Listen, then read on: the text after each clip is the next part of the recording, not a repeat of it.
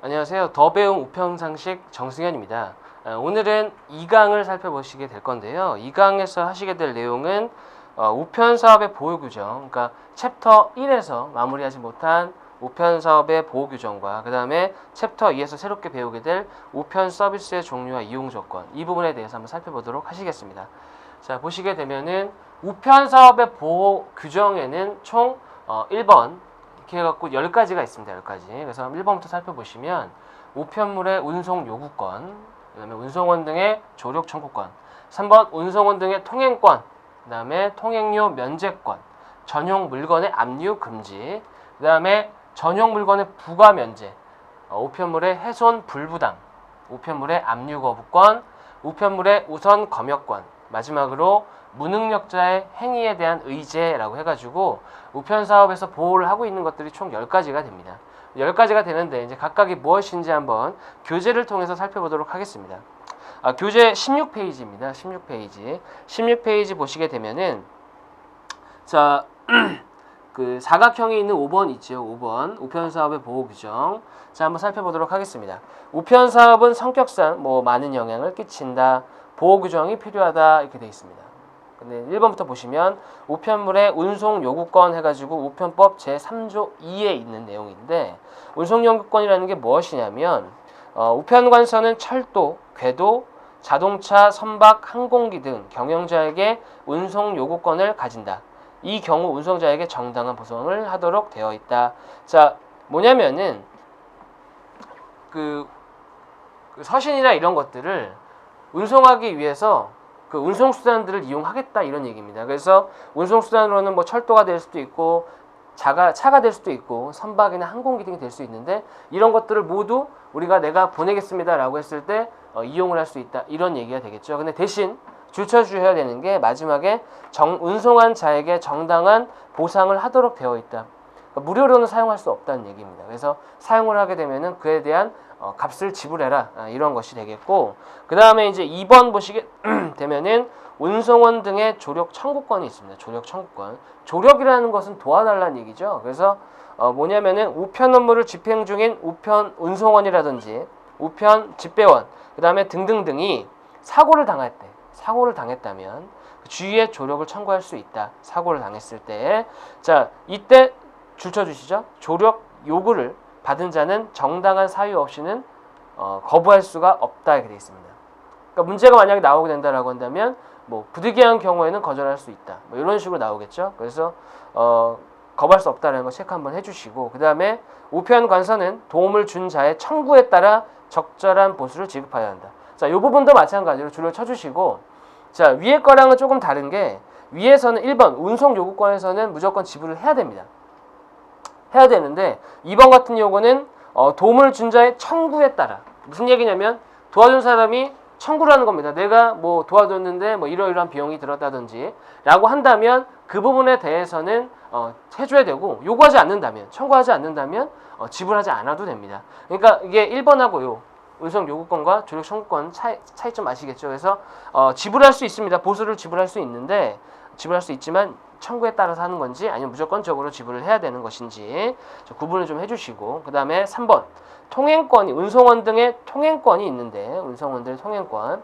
자, 한번 읽어보시게 되면은 우편 운송원, 그 다음에 우편 집배원과 우편 전용 항공기 등등등이 도로의 장애로, 도로라는 것은 이제 여러 가지가 있습니다. 기상 악화일 수도 있습니다. 항공기 같은 경우는 기상 악화, 그렇죠? 그래서 왜냐면 항공기는 하늘 날아다니니까 기상 악화가 이유가 되겠죠. 그래서 그렇게 장애가 발생했을 때, 그래서 통행이 곤란한 경우에는 담장이나 울타리가 없는 택지, 전담, 그 다음에 그 밖의 장소로 통행할 수 있다. 이렇게 되면 무슨 일이 벌어지냐면은 사유지를 드나가는 거죠. 사유지. 그래서 개인의 공간을 범하기는 거기 때문에 손해를 입을 수도 있습니다. 그래서 손해를 입었다면 우편관서는 피해자의 청구에 따라 손실을 보상해야 된다. 이것도 마찬가지로 청구에 동그라미 해주시고, 보상을 할 수도 있고 안 할 수도 있습니다. 청구만 하면 보상을 해주는 것이지만 청구를 하지 않는다면 보상을 안 해줘도 되겠습니다. 그래서 이 부분도 좀 체크해 주시고, 그 다음에 4번째 통행료 면제. 그래서 우편물 운송 중인 우편 운송원, 그다음에 우편 집배원은 언제든지 도선장의 도선을 요구할 수 있다. 그러니까 배를 대라 이렇게 할 수 있습니다. 배를 대라. 자, 또한 우편 업무 중에 있는 운송원 등은 도선장, 운하, 도로, 교통, 교량 따위의 장소에 통행 요금을 지불하지 않고 통행할 수가 있는데 마찬가지입니다. 이것도 청구권자, 그러니까 사용하게끔 만든 그 사람들이겠죠. 그래서 그런 사람들은 청구를 한다면 지불해야 된다. 또 정당한 보상을 해야 된다라는 게 있습니다. 그래서 이제 보시게 되면 지금 4번까지 보시게 되면 1번에서는 무조건적입니다. 조항이 그렇게 나와 있는 겁니다. 조항이. 그다음에 2번, 3번, 4번 같은 경우는 청구를 하게 되면은 할 수 있다. 자, 그럼 만약에 이제 문제가 또 여기서 복합적으로 나온다고 한다면 뭐 다음 중 청구에 따라서 안 나올 것 같긴 하지만 청구에 따라서 지불 유무를 결정하지 않는 그런 규정은 무엇이 있는가? 뭐 우편물의 운송 요건이 되겠습니다. 이런 식으로 가시면 되겠고, 그 다음에 전용 물건의 압류 금지 해가지고 보시게 되면은 자, 줄 쳐주시죠. 우편을 위한 용도로만 사용되는 물건 줄 쳐주시고, 그 다음에 우편을 위한 용도로 사용 중인 물건 둘 다 줄 쳐주세요. 둘 다 줄 쳐주시고 압류할 수 없다 이렇게 돼 있는데, 자, 요거 같은 경우도 사실은 내용이 문제 나오는 것들은 사실 말장난에 사실 불과한 부분들이 많습니다. 그래서 말을 살짝 틀어놓기 때문에 요거 같은 경우도 언뜻 보면 맞는데 틀리게 만든다면 이렇게 만들 수가 있겠죠. 우편을 위한 용도로 사용되는 물건은 압류할 수 없지만 우편을 위한 용도로 사용 중인 물건은 압류할 수 있다. 또는 뭐 반대 상황이라든지, 자, 그런 상황에서는 틀렸다 이렇게 얘기할 수가 있어야 됩니다. 그래서 사용 중이든 아니면 사용되고 있든 사용될 물건이든 간에 압류를 할 수가 없다. 이게 핵심입니다. 그래서 그 부분 좀 줄쳐주시고, 그 다음에 6번 보시게 되면은 다음이죠. 6번 전용 물건의 부가 면제. 부가 면제라는 것은 자, 우편에 관한 서류를 포함하여 용도로 사용되는 물건, 뭐 소포라든지 등등등이죠. 자, 이런 것들은 제세 공과금의 부과 대상이 되지 아니한다. 세금을 안 매기겠다 이런 얘기죠. 세금을 안 매기겠다. 뭐 물론 국가 직영으로 운영하는 부분이기 때문에 뭐 그렇게 된다라고 생각하셔도 상관없을 것 같습니다. 자, 다음. 자, 7번에 보시면 이제 훼손 불부담이라고 해가지고 좀 어려운 말이 나오는데, 자, 훼손 불부담이라는 게 뭐냐면은 일단은 좀 7번 양가로 7번을 좀 보시게 되면은 선박이 위험에 직면했을 때 선장은 실걸려 있는 물건을 처분할 수 있습니다. 그러니까 짐을 버릴 수 있다는 얘기입니다. 버릴 수 있는데 이때 손해는 하주 전원이 적재화물의 비례로 공동 부담하게 된다. 자, 이게 바로 뭐냐면 훼손 분담입니다. 즉, 그 바다에서 손해가 난 거에 대해서 부담을 준다. 이런 것인데, 보시게 되면은 그리고 하주 전원이라고 했는데, 하주라는 게 뭐냐면은 운송수단, 즉 배에 물건을 실은 물건의 주인입니다. 주인들이 공동 분담하게 되는. 여기 잘못 나와 있네요. 훼손물 분담인데. 여기 좀 체크해 주시고 써드릴게요. 여기 분담입니다. 죄송합니다. 분담 됐네요. 자, 분담. 자, 그래서 분담해야 되는데 이제 훼손 불분담이라는 것은 뭐냐면은 우편물에 대해서는 책임을 안 진다 이런 얘기입니다. 책임을 안 진다. 그러니까 위기 상황에 있을 때 물건을 버리게 되면은 그 물건의 주인들인 하주 전원이 분담하게 되어 있는 게 훼손 분담인데, 우편물에 대해서는 버리더라도 누구도 책임을 안 진다. 이런 것들이 이제 우편물의 훼손 불분담이 되겠습니다. 자, 그 다음에 8번 우편물의 압류 거부권 이렇게 되어 있습니다. 압류 거부권. 뭐 5번 앞에 있는 전용 물건 압류 금지의 부분과 좀 겹치는 내용이긴 한데, 자, 우편물의 압류 거부권을 좀 보시게 되면은 우편 관서에서 운송 중에 있거나 발송 준비 완료 후에 우편물에 대해서는 압류를 거부할 수 있다. 뭐 왜 거부할 수 있냐? 뭐 이런 것들은 나와 있지 않습니다. 압류를 거부할 수 있다. 그런 어떤 권리만 얘기하고 있는 거죠. 그래서 좀 살펴보시게 되면은 이렇게 생각하실 수 있겠습니다. 좀 이걸 좀 기억하셔야 되는 게 운송 중에 있거나 이거는 느낌이 딱 옵니다. 이거는 압류가 힘들겠다. 근데 발송 준비 완료 후에 우편물에 대해서는 압류가 거부할 수 있는 권리가 있는데, 그 만약에 발송 준비 완료가 되기 전이라면은 거부할 수 없다. 이렇게 생각하셔야 될 것 같습니다. 그래서 발송 준비 완료 전에 우편물에 대해서는 압류를 거부할 수 있다. 이건 틀린 게 되겠죠. 그래서 그 완료됐느냐 안 됐느냐 이 부분에 대해서 좀 생각을 좀 해주시고 그 다음에 9번에 우편물의 우선 검역권이라는 게 있습니다. 우선 검역권. 검역이라는 얘기는 검사를 한다는 얘기인데 우편물은 어디든 갈 수 있습니다. 뭐 전염병이라든지 뭐 최근에 발생했던 뭐 그런 전염병, 메르스라든지 뭐 이런 것들도 그 팽배 이렇게 지역 전체적으로 해가지고 그 지역을 통제시킨다 하더라도 우편물은 들어가야 됩니다. 우편물은 들어가야 되기 때문에 그런 부분에 대해서는 통과할 때 또는 나올 때도 마찬가지로 검역을 최우선적으로 실시합니다. 그러니까 얘네 먼저 해주고 다른 걸 먼저 하는 겁니다. 무슨 말씀인지 아시겠죠? 그래서 이런 것들은 이제 아까 얘기했던 것 중에 이제 신속성에 해당합니다. 신속성, 뭐 정확성, 뭐 이런 게 있었잖아요. 아까 1강에서 있었는데 그런 부분에 대해서 신속성 부분에 해당하는 부분이기 때문에 우선 검역권이 들어가는 것이고 그 다음에 10번에 또 어려운 말이 나옵니다. 무능력자의 행위에 대한 의제 이렇게 되어 있습니다. 무능력자. 그럼 무능력자라는 게 뭔지 한번 좀 보셔야 되는데 그러니까 외울 때 외우시더라도 이게 뭔 말인지는 알고 외우셔야 됩니다. 그래서 무능력자라는 게 뭐냐면은 책에 보시게 되면 17페이지 10번에 보시게 되면은 뭐 길게 나와 있습니다. 길게 나와 있는데 뭐 일단 중요한 포인트만 좀 읽어보시게 된다라고 하면은 우편물의 발송 수치나 그 밖의 우편 이용에 관해서 무능력자의 행위라도 능력자가 행한 것으로 본다. 근데 여기서 이제 무능력자에 해당하는 게 뭐냐면 바로 무능력자 좀 적어드릴게요. 무능력자는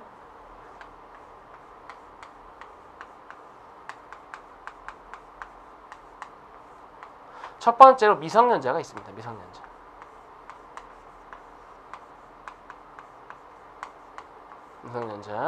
그 다음에 두 번째는 금치산자.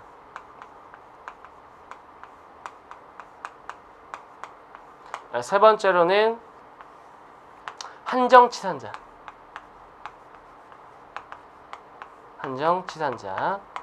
자, 이렇게 무능력자는 이렇게 세 부류가 있는데 미성년자는 뭐 모여주신 분은 없을 테고 이제 금치산자라는 게 있습니다. 금치산자. 뭐 그 책에 보시면 이제 나와 있죠. 금치산자. 금치산자라는 게 뭐냐면은 몸을 가눌 수 없는 사람들 또는 그러니까 뭐 심신이 움직일 수 없는 사람들. 예를 들어서 뭐 몸이 너무 불편해서 뭐 장애 뭐가 너무 심해갖고 움직일 수 없다라든지 뭐 식물 인간이라든지 그 다음에 이제 뭐 마음 쪽으로 문제가 있는 거, 심적으로 문제가 있는 것들은 뭐 정신병이라든지 그런 것들입니다. 그래서 심신을 사용하기 힘든 사람들이죠. 사용하기 힘들다, 하기 힘든 이런 사람들은 이제 금치산자라고 하고 그 다음에 한정치산자라는 건 뭐냐면은 금치산자의 전 단계라고 생각하시면 됩니다. 그래서 한정치산자라는 것은 심신이 박약하다. 이 정도까지만 말씀드리겠습니다. 그래서 하나 더 있죠. 심신이 박약하다. 이거 말고 또는 이거 말고 그다음 두 번째는 이제 그 관리가 안 되는 겁니다. 관리가. 그래서 낭비가 심한 사람들. 낭비가 심하다. 그래서 가끔은 그 매체를 통해서 보면 한정치산자, 멀쩡한 사람 같은데 한정치산자라고 하는 사람도 있는데 이제 뭐 예를 들어서 도박을 한다든지 이랬을 때 한정치산자로 분류하게 됩니다. 낭비가 심한 거기 때문에 그러니까 용어 이 정도까지는 아셔야 될 것 같고 하나 더 보신다면 이제 용어가 사실 조금은 바뀌었습니다. 그래서 한정치산자나 금치산자, 미성년자는 똑같고 한정치산자나 그 다음에 금치산자라고 하지 않고 이제 용어가 그 18페이지에 보시게 되면은 뭐 참고해가지고 민법에 개정되어 있는 부분이 있습니다. 그래서 그 부분을 보시게 되면은 뭐 이 책 자체가 2013년 10월 10일에 나온 걸 기준으로 만들었기 때문에 그 동그라미 2번을 보시게 되면은 자 이제는 무능력자라는 용어 대신에 제한능력자, 능력이 제한돼 있다 이렇게 얘기해서 미성년자하고 피한정 후견인, 피성년 후견인 이렇게 돼 있는데 자 피한정 후견인이 바로 한정치산자입니다. 한정치산자. 그 다음에 피성년 후견인이 뭐냐면은 아까 말씀드렸던 금치산자에 해당하겠습니다. 금치산자. 자 그래서 자 이런 사람들에 대해서는 무능력자다 또는 제한 능력자라고는 하지만 이 사람들에 대한 행위도 인정이 된다. 무효나 그 다시 17페이지로 돌아오시면 이제 두 번째 줄 보시게 되면은 무능력자의 행위임을 이유로 우편관서에 대해서 임의로 이용관계 무효나 취소를 주장할 수 없다. 그렇기 때문에 이제 무능력자라고 하더라도 이 사람들이 어떤 뭐 서신을 보냈다라고 한다 그러면은 무효를 할 수 없다. 뭐 이런 게 무능력자의 행위에 대한 의제가 되겠습니다. 자, 여기까지 해서 또 이제 한번 개념 문제 좀 살펴보시겠습니다. 보시게 되면은 다음 중 밑에 있죠 문제 그 18페이지에 있습니다. 개념 확인. 자, 다음 중 우편 사업의 보호 규정에 관한 내용 중 옳지 않은 것은 그래서 1번에 우편물 운송권. 자, 그다음에 2번에 전용 물건의 압류 금지. 살펴봤던 내용이고. 자, 그다음에 3번에 우편물의 압류 거부권, 무능력자의 행위에 대한 의제. 자, 한번 읽어보도록 하겠습니다. 1번 우편관서는 철도, 궤도, 자동차, 선박, 항공 등의 경영자에게 운송 요구권을 가진다. 운송한 자에게는 정당한 보상을 하지 않을 수도 있다. 틀렸네요. 무조건 보상해야 된다 그랬죠? 무조건. 자, 무조건 보상해야 되기 때문에 답이 1번이 되겠습니다. 그러니까 우편 운송물 요거 말고 뭐 전용 그 앞에 나왔던 내용들이죠. 뭐 운송원 등의 조력 청구권, 뭐 통행권, 그다음에 통행료 면제 이런 것들은 청구를 하면은 가능하지만 제가 아까 말씀드렸던 것처럼 이 우편물 운송권 같은 경우는 청구와 상관없이 무조건적으로 줘야 됩니다. 무조건적으로. 그래서 정당한 보상을 하지 않을 수 있다? 아닌 거죠. 그래서 답이 1번이 되는 거고 뭐 나머지는 살펴보시면 알겠지만 안 된다, 합류할 수 없다. 그 다음에 죄송합니다. 우편물의 압류 거부권, 압류를 거부할 수 있다. 여기서도 이제 좀 주의하셔야 되는 게 완료 전의 우편물. 이거 좀 주의하시라고 그랬죠. 자, 그 다음에 무능력자다. 주장할 수 있다? 안 되죠. 주장할 수 없다. 요게 되겠습니다. 요게 되겠고. 자, 다음 넘어가셔서 자, 챕터 2로 가시겠습니다. 챕터 2. 자, 챕터 2는 우편의 서비스 종류와 이용 조건에 해당합니다. 이용 조건. 자, 요 부분 한번 살펴보시도록 하겠습니다. 자, 우편 서비스의 구분은 일단은 크게 두 가지로 구분이 됩니다. 그래서 보편적 우편 서비스. 말 그대로 일반적인 걸 얘기하는 거고, 그 다음에 두 번째 선택적 우편 서비스. 말 그대로 선택사항입니다. 선택사항. 자, 그래서 각각을 살펴보시게 되면은, 자, 보편적 우편 서비스 같은 경우는 서비스 대상에, 거기 지금 19페이지 나와 있습니다. 19페이지 내용이. 자, 그래서 일단은 보편적 우편 서비스 같은 경우는 여기에 써있지 않지만 한번 읽어보시게 되면은 양가로 1번에 보시게 되면은 국가가 국민에게 제공해야 할 가장 기본적인 보편적 통신 서비스를 말하며 전국의 체계적인 조직을 갖추고 모든 국민이 공평하게 적정한 요금을 이용할 수 있도록 서비스를 제공하는 것을 핵심으로 한다. 아무래도 이제 제가 1강에서 말씀드렸던 것처럼 국가 직영이기 때문에 목표로 하는 것이 이런 것들이죠. 공평하게, 그 다음에 뭐 적당하게 이런 것들 좀 확인해 주시고 서비스 대상 우편법에 나와 있습니다. 우편법에 서비스 대상에 보시게 되면은 여기처럼 2kg 이하의 통상 우편물, 그 다음에 20kg 이하의 소포 우편물, 그 다음에 자 1번, 2번에 우편물의 기록 취급 등 특수 취급 우편물, 대통령으로 정하는 우편물. 자, 이렇게 해가지고 보편적 우편 서비스는 이렇게 네 가지가 있는데 이거하고 이제 또 다른 개념이 선택적 우편 서비스도 있다고 제가 말씀드렸지 않습니까? 그래서 이런 것들이 이게 보편적이냐 아니면은 선택적이냐 가지고도 문제가 나올 수 있습니다. 그래서 선택적을 보시기 전에 일단 얘를 좀 먼저 기억을 하시겠습니다. 그래서 말이 되게 외워야 되니까 2, 20. 그 다음에 2, 20 특대 이렇게 기억하시겠습니다. 2, 20 특대. 그래서 2라는 거는 2kg 이하, 20kg 이하. 특은 특수 취급 우편물, 대통령이 정한 우편물. 자, 이게 왜 이걸 기억하셔야 되냐면, 자, 적으셨나요? 2, 20 특대? 지우겠습니다. 자, 2, 20 특대. 이걸 왜 적었냐면은, 보편적 우편 서비스 말고 선택적 우편 서비스를 보시게 되면은, 종류가 여러 가지가 있습니다. 그래서 2kg를 초과하는, 그 다음에 20kg를 초과하는, 요거까지 똑같습니다. 근데 이제 보시게 되면은 뭐 이것도 마찬가지고, 자 4번에 아까는 보편적에서는 대통령이 정하는 그런 걸 얘기했었는데 4번부터 조금 다르죠. 그래서 우편과 다른 기술 또는 역무가 포함된 서비스.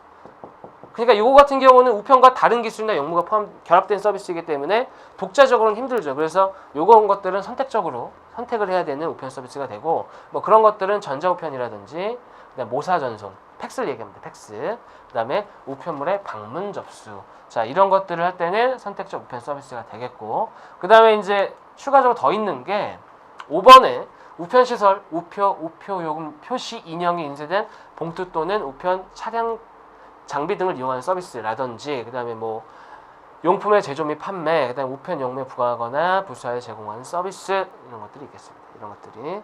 자, 근데 이제 이런 선택적 우편 서비스 같은 경우에는 19페이지 이제 밑에 부분에도 나와 있지만 그 보편적 우편 서비스에 부과하거나 부수해서 선택을 하는 것입니다. 그러니까 보편적 우편 서비스에서는 하지 않는 것들을 부가적으로 그다음에 부수해서 사용하는 것이기 때문에 이런 것들에 대해서는 요금이 좀 발생을 하겠죠. 요금이 선택적으로 이용하는 서비스고, 사실은 그 보편적이냐 선택적이냐 이 두 가지를 봤을 때 이거는 이거고 저거는 저거다 이렇게 기억하지 마시고, 두 가지가 있는데 보편적 서비스는 뭐다? 220 특대였다 이렇게 기억하시면 됩니다. 220 특대였다. 20 특대가 뭐냐면은 2kg 이상 이하의 특수 우편물. 죄송합니다. 2kg 이상의 그 통상 우편물, 죄송합니다. 통상 우편물이고, 그 다음에 20kg 이상의 소포 우편물, 그 다음에 특수 취급 우편물, 대통령이 정하는 우편물, 이렇게 요거 네 가지만 기억을 하시고, 나머지는 얘네는 선택적 우편물이다. 왜냐하면 주관식이 아니기 때문에 이렇게 기억하시면 됩니다. 그 다음에 이 선택적 우편 서비스라는 것이 제가 말씀드렸던 것처럼 보편적 우편 서비스에 부과하거나 부수적으로 선택을 하는 서비스가 된다는 거, 거기까지 좀 기억을 하시면 자, 문제가 나옵니다. 무슨 문제가 나오냐면, 다음 중 우편 서비스의 구분과 그 내용에 관하여 옳지 않은 것은 이랬습니다. 옳지 않은 것은 1번 우편 서비스는 보편적으로 우편 서비스와 선택적 우편 서비스로 구분된다? 두 가지밖에 없다 제가 말씀드렸죠.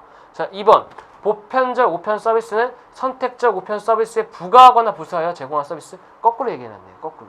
이렇게 말을 살짝 바꿔놓을 수가 있습니다. 그래서 반대가 됐죠. 선택적 우편 서비스가 보편적 우편 서비스에 부과하거나 부수해서 제공하는 서비스입니다. 서비스. 자, 그 다음에 3번을 보시게 되면은 통상 우편물의 경우 2kg을 기준으로 보편적 우편 서비스, 선택적 우편 서비스 대상으로 구분된다. 2kg 기준으로, 20kg 기준으로 구분된다. 답은 그래서 2번이 되겠습니다. 2번.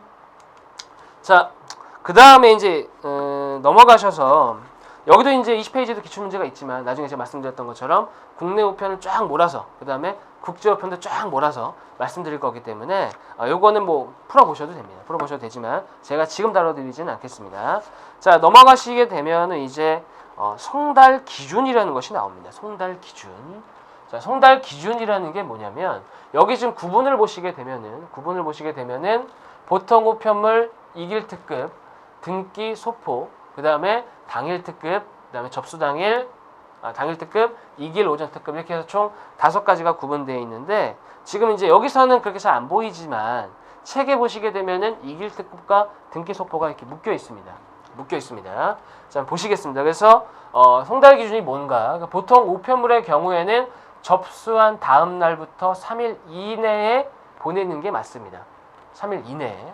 그러니까 우리 통상적으로 이제 편지 같은 거 써보신 적 있으면 아시겠지만, 편지를 쓰시고 우체통에 넣는다든지 우체국에 갖다 주면은 보통 3일 이내, 그러니까 다음날 갈 수도 있고 그 다음날 갈 수도 있고 3일 이내에 배달이 되는 것들입니다. 일반적으로. 물론 이제 그 경우에 따라서는 넘어올 수도 있습니다. 근데 뭐 그거에 대한 책임을 따로 짓는 건 아닙니다. 그러니까 여기 나와 있지 않다고 해서 책임을 지거나 그런 건 아니고, 일단 그 기준은, 송달에 대한 기준을 이렇게 잡고 있다 이런 겁니다. 그래서 3일 이내에 배달하는 게 원칙이다라는 거고, 여기서는 이제 보통 통상이나 그 다음에 소포나 보통 등기, 이런 것들이 이제 3일 이내에, 3일까지 걸린다는 얘기고, 자, 그 다음에 이제 책에 보시게 되면 이길 특급하고 등기 소포가 묶여 있는데, 이게 이제 2012년 7월 이전에는 제주도도 이길 특급이라고 해갖고 다음 날까지 보내는 겁니다. 다음 날까지. 자, 근데 이제 이게 중지가 됐습니다. 물론 이제 2012년이기 때문에 이미 지금 2015년이고 이제 내년 2016년 시험을 준비하시는 거니까 뭐 이게 또 나올 수도 있습니다. 또 나올 수도 있긴 하지만 일단은 좀 보시겠습니다. 그래서 2012년 7월 1일 날 서비스가 중지가 되고, 대신 제주 선편해갖고 D+2일 해가지고 우편 접수한 날로부터 2일 이내, 그러니까 이 길이 아니라 다음 날이 아니라 다다음 날까지는 가능하다, 이런 얘기가 되겠죠. 다다음 날까지 2일 후까지는 보내주겠다, 이렇게 바뀐 겁니다. 제주도는 아무래도 이제 거리가 좀 멀고 하니까. 자, 그 다음에 당일 특급.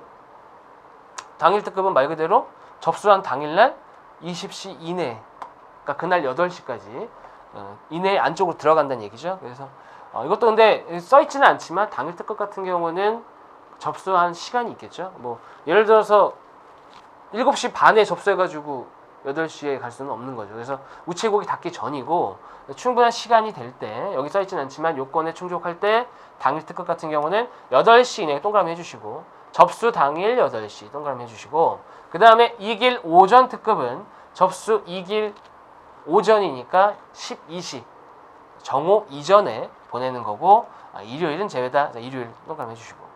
왜냐면 일요일이 이길, 예를 들어서 토요일날, 금요일날 넣었다, 뭐 토요일날 넣었다, 이렇게 되면은 이게 일요일날 들어갈 수가 없는 겁니다. 그렇기 때문에 요거 제외하고 접수 2길 12시 이내까지는 보내겠다. 이런 것들이 2길 오전 특급이 되겠고, 이런 숫자들 뭐 20시, 12시다, 2길이다, 이런 것들이 살짝 말을 바꿔서 나올 수가 있습니다.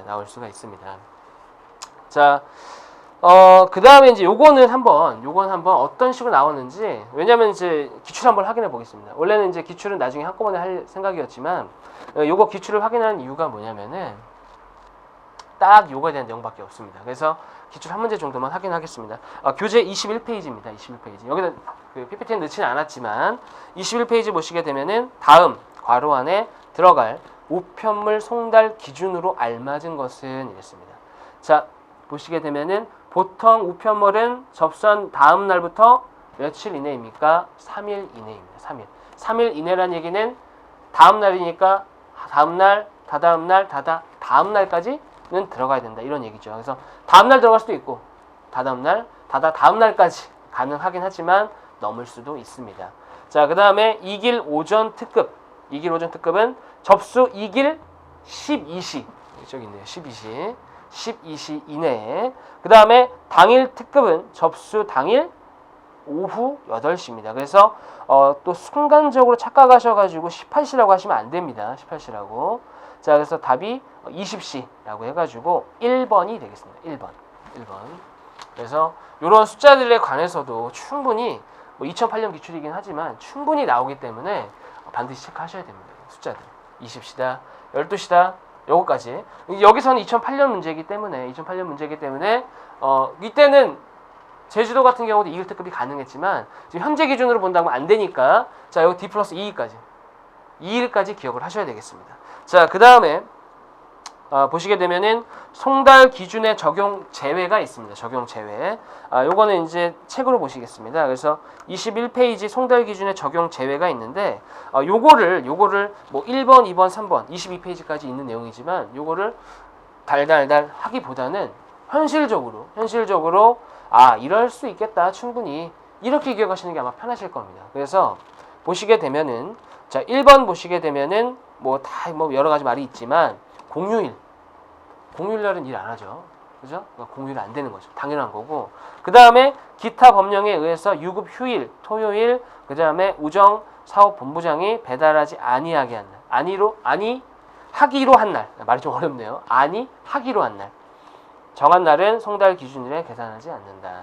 자, 요거는 이제 적용이 제외가 되는 겁니다. 그래서 쉽게 얘기해서 쉬는 날, 그 다음에 정한 날, 안 하기로 한 날, 이런 거는 빼주시면 되는 거고, 그 다음에 22페이지에 가시게 되면은 2번에 도서나 산간 오지 등 교통이 불편해서 힘든 경우, 이겁니다. 근데 주의하셔야 되는 게 뭐냐면, 그 동그라미 2번 세 번째 줄 보시게 되면은, 자, 이때는 그 지역과 송달 기준을 공고해야 된다. 그러니까 무슨 말이냐면, 여기가 도서고 산간 오지니까 오래 걸려요, 그게 아니고 기준을 정하라는 겁니다. 이렇게 도서 산간 오지라고 해서 뭐 교통이 불편하니까 언제 갈지 몰라요, 이게 아니라 언제까지는 보내겠다, 이 지역은 언제까지는 가능하다라는 것을 공고를 해야 된다는 겁니다. 그러니까 게시를 해야 된다는 거죠. 그래서 뭐 여기는 언제까지 보내겠다, 이런 것들은 반드시 있어야 됩니다. 그러니까 문제가 나온다고 한다면 당연히 이 말을 쏙 빼고 나오겠죠. 이 말을 세 번째 줄 쏙 빼고, 뭐 그래서 교통이 불편하면은 뭐 달리할 수 있다, 여기까지만 나오면 틀린 얘기입니다. 왜냐하면 이렇게 되면 언제까지 보내줄 수 있다, 이런 게 제시되어 있지 않기 때문에. 그래서 반드시 공고가 돼야 된다. 여기 줄쳐주시고, 고쳐주시고, 그 다음에 세 번째는 뭐냐면은 신문에 대한 얘기입니다. 신문.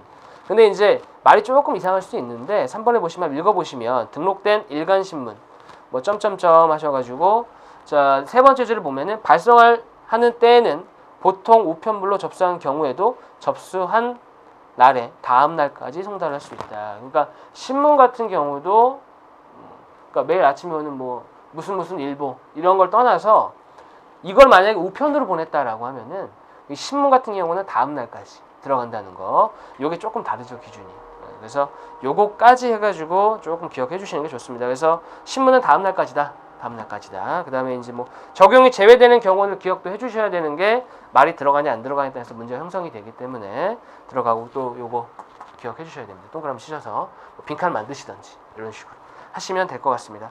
자, 그리고 또 원칙적으로 제재는 없다. 뭐 예를 들어서 이걸 지키지 않았을 때 보상을 해준다. 이것도 틀린 말입니다. 거기까지 기억하시면 될 것 같습니다. 자, 오늘은 이 강을 여기까지 해서 마무리하는 걸로 하겠습니다. 자, 감사합니다.